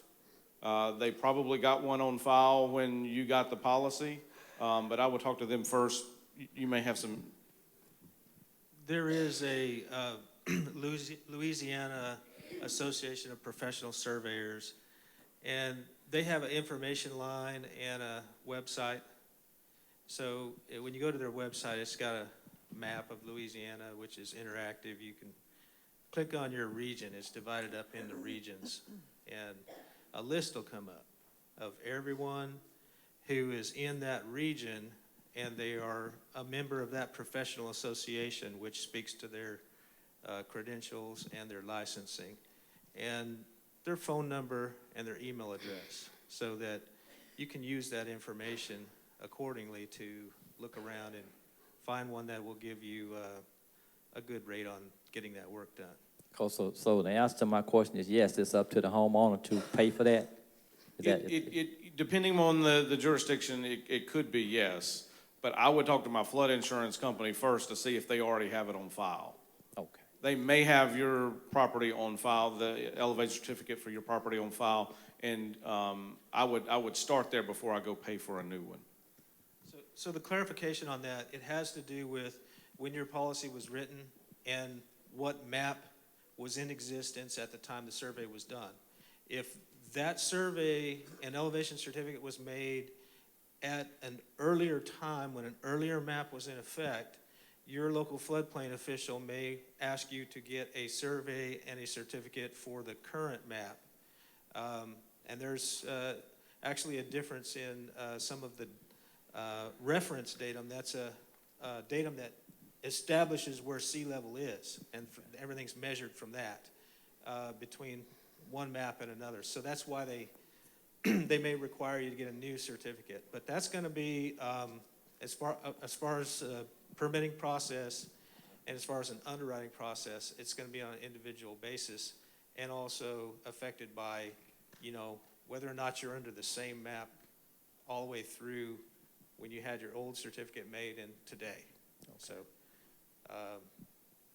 and if the existing certificate should be valid, most likely your insurance company will have a copy of that on file from when they underwrote your existing policy. If you're required to get a new certificate, generally speaking, it is the homeowner that has to pay for the certificate. Thank you. On the permit, at the permit office, should they have a copy there of the certificate? We do have some copies of certificates. You can also go. We do have some copies of elevation certificates. We don't have them all. You can also go, I think, to the Department of Agriculture's website, and you can generally get a pretty good idea there what your house elevation is. Okay, if we have all that, the documents for that, where do we start at getting a permit? Who do we see and? Well, you can just go down to the permit office, and it's on Laurel Street there at Florida, or it's on Florida, I guess, between Florida and Laurel, the permit office. And Okay, we've been denied. You've been Really denied a permit. Really no answers on why. Did they determine you were substantially damaged? Yes, they did. Okay, well, we can't issue a permit for a substantially damaged home. So what do we do next? What will be our next step? Well, your next step, do you have insurance? Yes. You need to contact your insurance company.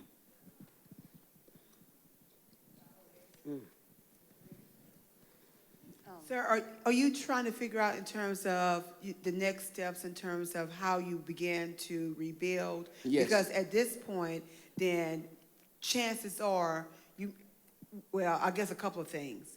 We have to kind of wait to see what happens here. But in your area, like the other areas that was substantially damaged, then it may be coming down the pipeline where those houses may be actually bought out. So I would not encourage you at this point, honestly, to even try to rebuild until we kind of have a better idea in terms of what's going to happen. But you can't, because the city won't allow you to build because it's been declared substantially damaged, and that means that you're definitely in a very high-prone area where it's been a consistent problem, I would assume. Yes.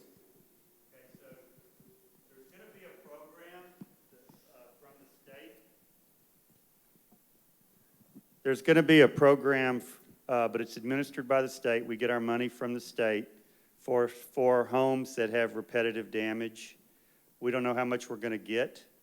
Once we get that program, then we're going to go through and look at what homes that we can purchase, buy out, et cetera. But that's down the road some. Okay, well, how do we get on that list to make sure that we're... Well, if you're substantially damaged and you've flooded before, you'll be on the list. But, sir, do you have somewhere now that you're staying? Are you participating through either the rental assistance program, or you signed up for the manufactured homes? We've signed up for the manufactured home there. Okay. Okay, thank you. Uh, This is what we're going to do, so we can kind of begin to start wrapping things up. I know that this lady has been standing, okay, these two ladies right here, this lady, and then we'll take these two, and then we're going to wrap up. That's good, Pastor? That's fine. I mean, if they want to go and eat, they can talk to them personally in that cafeteria, in the gymnasium, if you want to do it that way, where they just can, all they have a question, you can go to them personally. And we're going to pray over this food and bless it so we can eat. Okay, well, let's take this lady, and this lady, and this lady, and then we'll ask everybody else to do their questions in the back, if they don't mind. Okay, I have a question for FEMA. I live in the Glen Oaks area, and at the time of the flood, I was living with my niece and her husband. And we had to take a boat out the house. It was so bad. But my bedroom was the only bedroom that got really damaged. Everything that I own, I lost it, including my Bible. And so when the FEMA lady came out to interview him, he only put on the claim that he filed, he only put himself, his wife, and his baby. He didn't put me on the claim. So the FEMA lady told me to file a separate claim. And that's what I did. I filed a separate claim. And they sent me a letter back, and they denied me. And they said that the reason why they denied me was because they had someone from that address filed a claim already. So I'm trying to figure out, what should I do? I'm homeless. I don't have nowhere to stay. I'm trying to figure out, what should I do? I lost everything. What should I do? Thank you for your question. You were paying rent? Yes. In that? Yes. Okay. You need to appeal that. Okay. Appeal that decision. and it may require a statement from I got all your that. I got it. your landlord in this case, which is your family, Yeah. to do that. But I would file an appeal, drop by DRC or file an appeal with that document, and because you did have personal property that you lost, you would need to go through the SBA process, as Garth mentioned a little bit ago. Remember, that's part of the process of receiving any grant for personal property. You must satisfy the SBA process. But they can explain all that to you there. Is that something that you can do? What about finding, I'm homeless, I don't have nowhere to stay. What will happen, ma'am, once your appeal, you are displaced by the disaster. Once your appeal goes in, you're going to also request in your appeal for rental assistance to assist you with utilizing those funds to find you a place to live. Okay. Yes, ma'am. Thank you.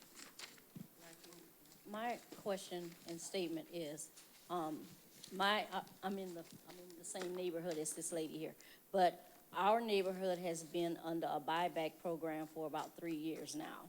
They have bought some of the homes. Of course, it didn't get completed. And I did have flood insurance. I kept the flood insurance, but I don't know which way to go. The insurance company is not saying anything, saying FEMA won't let them approve it. FEMA saying the insurance company, my Allstate flood insurance, has to approve it. I don't know which one is which. I've applied for the SBA loan. We're just sitting in limbo, and I know I don't want to repair because those houses were being bought out. So it makes no sense for me to repair that home, and the next flood come away, it's going to do the same thing because FEMA told me those houses will be bought out. But it's been 3 years already, so how long does it take for that completion, to buy out those houses? I have a mortgage I still have to keep paying. The money comes from the state. We're the subrecipient. The state gets a certain amount of money and they spread it out through the entire state. So we have, I don't know, the last few years, we've maybe bought out like 4 or 5 houses only. Right. It takes too long. You can't expect me to fix that house up, and the bank can't expect me to keep paying mortgages on it. It's not livable. It will be torn down. You have flood insurance? Yes, I had flood insurance. FEMA doesn't want to keep rebuilding the house either. And they don't want to keep using their money to keep for the insurance. So but that's why I had flood insurance, to kind of make myself whole should this happen. We're going to, hopefully with this particular disaster, we're going to get more money to buy those houses out. But that's all dependent upon what's coming from Congress. That's what I'm saying. It shouldn't matter with my case. I have flood insurance. I should not have to be waiting on FEMA to buy that house out. My Allstate flood insurance should be making me whole, which it is not. I'm waiting on FEMA. I shouldn't have to be. Why are you waiting on FEMA? I don't know. That's what I'm saying. FEMA runs the flood insurance program. My insurance agent is telling me FEMA runs the flood insurance program, and they have to do what FEMA says. So why can't my insurance agent approve me and pay off my mortgage loan? Yeah, so let's talk right after this, because it sounds like, we've got some discussion about what can happen down the road and how that will work. The first step is if you've got flood insurance, getting the claim for your property processed and clarified for you. So let's talk about that offline so that we can get your information and figure out how to get the flood insurance piece moving. Okay, my question is similar to the young lady there. I'm in a flood zone, and it's repeatedly. I've been there for 35 years, and this is the first time, personally, we have been flooded, but everybody else around us, because we're the last house in the neighborhood to build, so we built above the 100-year flood zone. So now that this is happening, and this is my first time hearing it, what sense does it make for us to try to rebuild or try to do anything when we know that there's a possible buyout?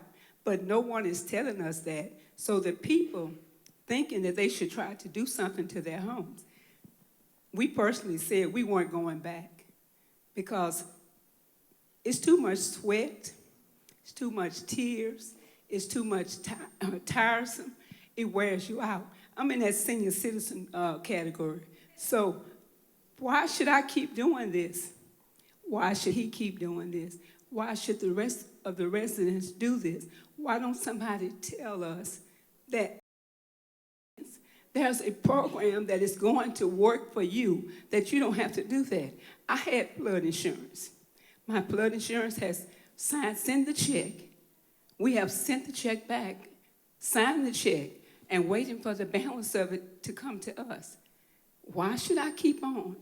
Why don't y'all tell us, somebody tell us something? Good question. I think, and let me be more clear if I wasn't clear earlier. For those of you that are in a property that's substantially damaged, for those of you that are in a property that is flooded multiple times, it may not make sense to go back and repair that property. So my guidance to you is, let's find a stable living situation for now to give you the time and the space to figure out what options you have down the road. The challenge with today saying this is exactly what will happen in the future is we don't know how many properties will fall into that category. So we don't know exactly what the need is going to be. And then secondly, we don't know how much money we're going to have available to us to do and execute some of those programs. So while it would certainly be the intent of the state and the local government to make those programs come online and work for you so that you don't have to rebuild a house that's flooded multiple times and may not be safe, or elevate a house that you don't want to elevate if that's what you're required to do. Today we can't say exactly how much money, how much need is out there, and how long that will take. So the first step is get the house gutted out, dried out, find a stable living situation while we continue the dialogue and to work on your behalf to come online with those solutions. And what I'm trying to say, I guess, more clearly is you should wait. You should wait to see what those options are. Not everybody's able to wait, and that's understandable, but let's find through rental resources, shelter at home, or manufactured housing a stable interim living situation that gives you the space to wait and figure out what those options are. That's the best I can do. I hope that helps a little bit. Okay, while you're standing, question for you, FEMA. I have a couple members here at IFA who has a recreational vehicle, like a mobile home, and they've gone out to, and some are anticipating on getting something else to live in. Is there a program that can assist them with that fee that they're having to pay because they're trying to get back home, rather than going through your manufacturing program, my personal, that I can use, that you can give me some funds toward that recreational home? Sure. So the way that would work is that would have to be something that would fall into the category that rental assistance from FEMA would assist with. The challenge is the people that own these things aren't in the business of leasing them out month to month or long-term leases. Typically, they're wanting you to, they're used to leasing them out for a weekend, for a road trip to a football game or something like that. If I went out and purchased one, I say, I want to purchase one so I can get back home. Right. Can I get some assistance with that? So the way that would work today is the only assistance that I'm aware of, and I'll let FEMA correct me if I'm wrong, is the initial rental resources that you receive, which is typically 2 months. That would be an eligible use of those 2 months. But as a purchase of the unit, you wouldn't be eligible for continued rental resources moving forward. So the initial rental resources would be eligible to use to defer some of the cost of that, but it wouldn't be eligible for long-term rental resources unless it was actually a rental situation. Again, I would like to thank all of our panelists. Please join me in giving them a hand of applause. I certainly want to thank Pastors Johnson, Pastor Gavaris Johnson, and Dr. Shannon Johnson for always being a light in the community. you guys are the first one that asked me as a church to actually host a meeting after service, and I thought it's a wonderful idea because you do have that captured audience already that's there. And so this may be something new that I do, so to make sure that we're getting information out. Let me encourage you with this because we heard you. I want you to know we heard you very loud and clearly. And as you have seen things change from the very beginning, like when things were first announced in terms of how the process was going to work, because of meetings, because of what we've heard, there have been a lot of modifications. And I can tell you, I believe that there will continue to be modifications as we continue to hear you and hear your voice.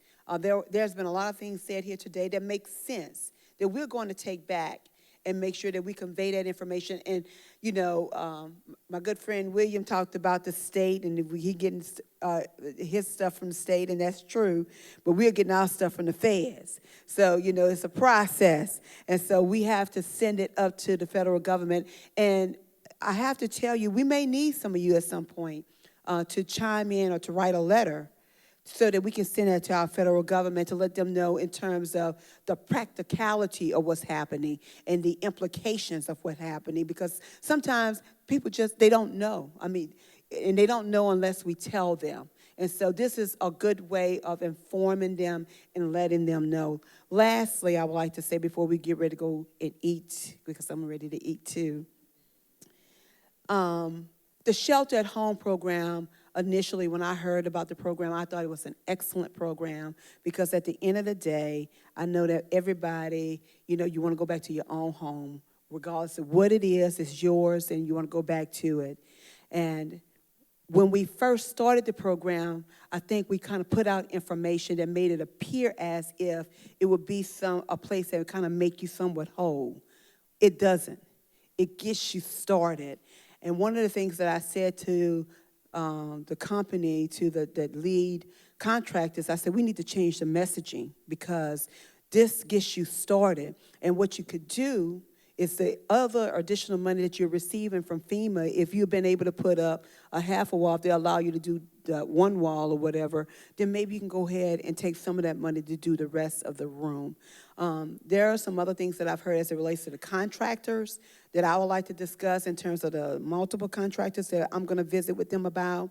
But I would like to say to you, if you own a business, if you have any kind of business, it doesn't matter what it is, I need you to let me know that because this is an opportunity where you can have a chance to participate in the rebuilding of your own community.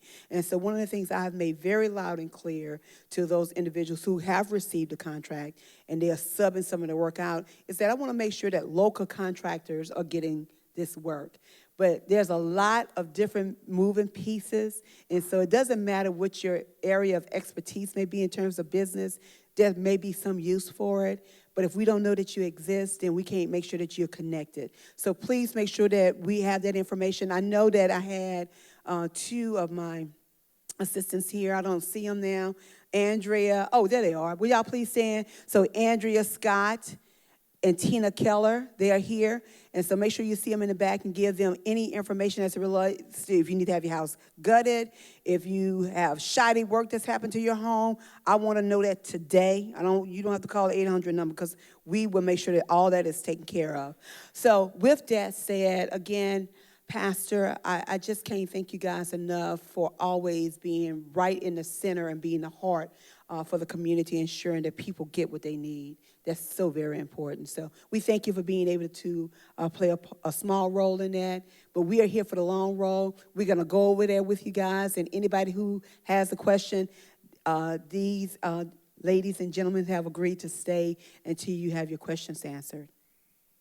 Amen. We're going to pray over the food. And I also want to say, I want to thank Senator Regina Barrow for being such a great senator in this region for us. Amen. Y'all give our senator a hand. Amen.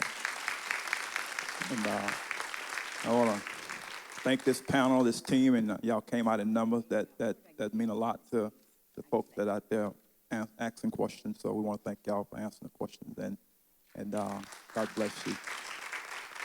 You had one more question before I pray, Minister? I want to know, everybody that that's here, we want to make sure that you signed in that roster. If you did not sign in, make sure that, I'm going to put someone at this door here. As you go through that door, make sure that you sign in on the roster. And as some of the presenters were doing their presentation, we passed out some information to you. One of them was from Volunteers of America for furniture. You said you need some furniture. Fill that application out. If you have any questions, you can give me a call because they're asking about a referring agency. I need to get some clarity on that referring agency. So let's make sure that we fill this application out, timely. Don't go home and put it on the dresser, on the chair somewhere because, we got temporary housing and that little sheet of paper get lost. Let's fill that out and get it back to the right agency. And then I also handed out a Fair Housing Action Center. It has some good information in there, resources for you. So let's read that while we laying up watching TV, a little bit tonight. Let's read this, get this information. It's going to answer some of these questions for you. All of us don't have access to computers and the iPhone, the smartphones to get this information. Read this tangible information. Go back to old school. Read this information so you can be up on what's doing and dial those numbers and ask questions. You may be on hold for a while, but you hold on. Put it on speaker and do something else while it's on speaker. But don't hang up because you have to start over all again. Senator Barrow, I really, really thank you. The relationship that we have built with you here at Faith Assembly. And I thank Pastor for allowing me to go forth along with my workers that are here. Where's Sister Pam? Sister Frances Tosin, let the people see. These are people that are working with us. IFA, stand, please. Where is Sister Cassandra Wilson? Where is she? Where is she? Disappeared on me? She just walked through the door. Sister Donna Barrow. They're all here. And then I have a group that's in the kitchen back there, in the gym, that's making sure that everything is ready for you when you go over there. So you greet them when you go over there and thank them for their hospitality. I appreciate you, Pastor. That might.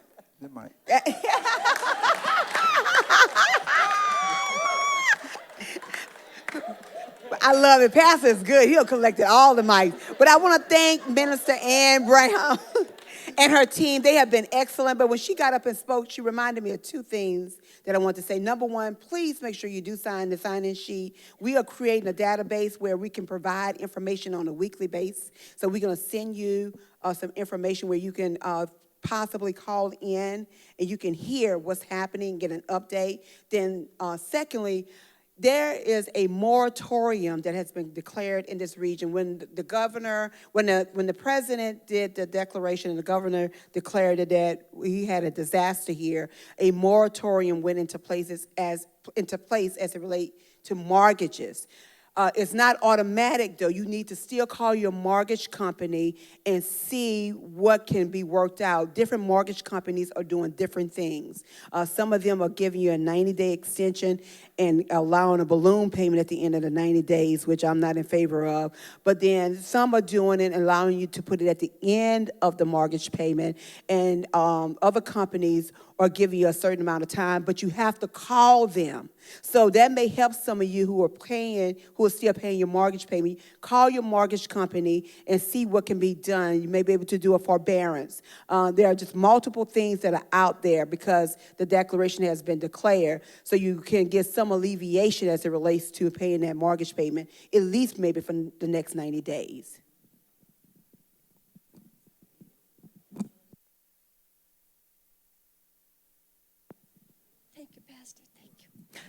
I just want to thank you.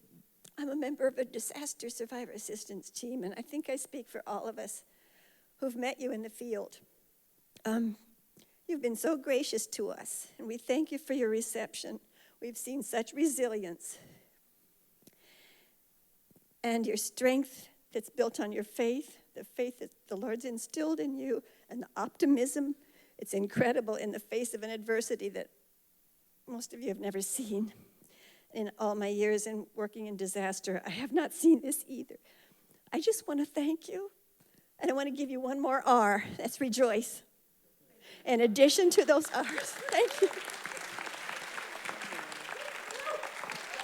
Okay, we're going to pray over the food, and when y'all go through that double door, our The wood over there is kind of wop. Watch how you're walking over there. Don't trip. The water got under it, so I'm just making sure I'm say that so if somebody trip over there, they know I already said that the wood is whopped over there. Father, we thank you for this meal. We ask you to bless it, sanctify it through word and prayer in Jesus' name. And everybody said, amen.